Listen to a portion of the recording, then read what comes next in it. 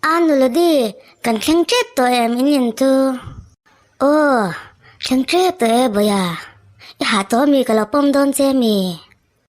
Ai, halawe, ano Lody, kahami alo.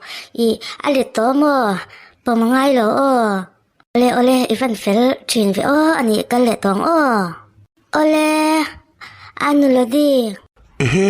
Lody, ilaw ho ni mo. Niya, idam mo. Kadamalom. Chuan, boya nang zok. Idamem, jassica inu fa kan indam mo. Kan damalom.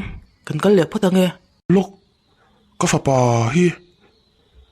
Kalau befa lok thengem. Thailavang. Hitia imu hi atok viawani.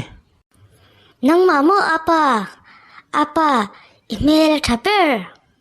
John, ano, apa imin belok do ani chu apoy mi tulo mi na choi tur kan ni kalang ole ano apa na kinakanin mule don niya Ole boya.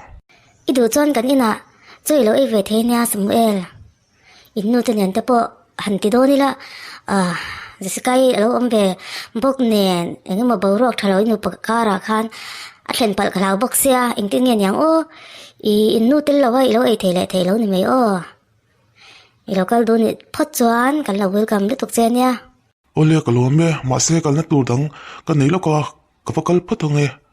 apa bai Baile, kafapa chu amela thale meya. Boya, khong itakin min ngai dam ro. Chuan jassica nang po. Hun har satak ipal tlang ti ka sha. Har sungatang ka thiam lo fikani ka van lo atak. In chirin omzi om to box silo. Avan poi vong te lul em. Nilpa ka van lo swal trin tak em. Nilpa apoi ka panet te lul em. Ka fapa ngei pon. Apa tia. In fiam pui tur. Ni tin adu om sia. Ma se chu kei mi swal wang hian. Atong thei te lo ni. Avan poi tak em. Lang ka matangin jassica tenu fa an lo ho ni oma a thai ka fin hian chel chong lo phang Du tak var. Ifa in ngai tu ana sat mel ve. ani mo Samuel ente mo kalau ngai to areng chia alo ho chep to ngem te kalau ti ve mai male ho te lo chute iril te tam to zo kem Tram lo fe. riru van boy mel afa pa ne nin mu mi lo Boy lo fe. In lo na shil tu chika na ya. ni nyang le ani mo Samuel engkil nge ni han sai fatte ngati nge thil thalo lam mi engkil nge isei le the mi alo ti char chara sai va fatte ngai khachak to nya Ka chian nu. Lody. Heta aron honga. Kan ko hian om to ka sei fochin mi ina om ka ti khan adil pa in chuan na mu ni ome chian ho choi kho man tia chuan kalbe turin min soma chuan engtin zel ma se kal lovin hei kalo ho ni hi ka film ifellut tuk iti thalut tuk ke katel lovin hundanga cho ilo va mi lova ka van lom em Samuel kan nei thei chu ka van nei tak zat ani nang ang pasal tha fel box si mel tho box si kan nei thei chu ka van nei tak kalome chuan kan nu hlui jassica ile ka fapa ka tok boka an local hawa ka fapa khamo adu omro tu ka sin ente ka chanang ofing do ka chanang ai ni ani mo ka mo ve chak lut tuk sweet ngotang karing ente ka nge kan mu ang ente ka nge ka mu ve ang imu huna chon ni shoi ve ro achan chu ka mu ve chak lut tuk ifa nei chun chu ka fa ang tho lom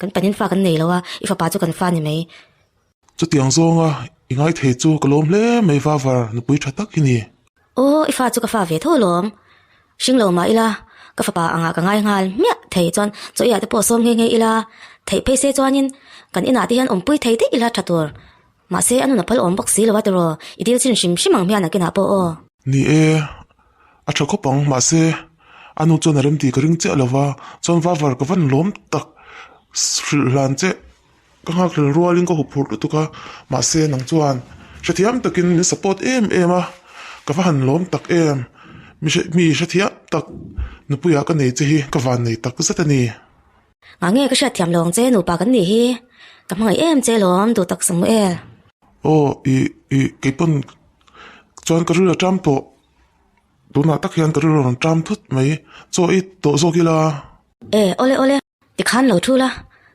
rồi chú cái lâu phải xem nghe ô chả lúc tục anh cái mà mình riêng mình ôi phết kìa thiên lung này đàn để cho hát lâu em ấy a vari hi a in thlau dang lam to tak zat ani in hau to lo wila nun in siam tra ve ve ang ka ti kha ati ra khan helviao ma se tu na chuan pum to tak zat ani ka ha dam hoi theilom a an le fak karin ti reng nen ka van lom tak tun ma mi ziang ka chuni se chuan ei na sale tan ang cho ma se ain siam tha to la ta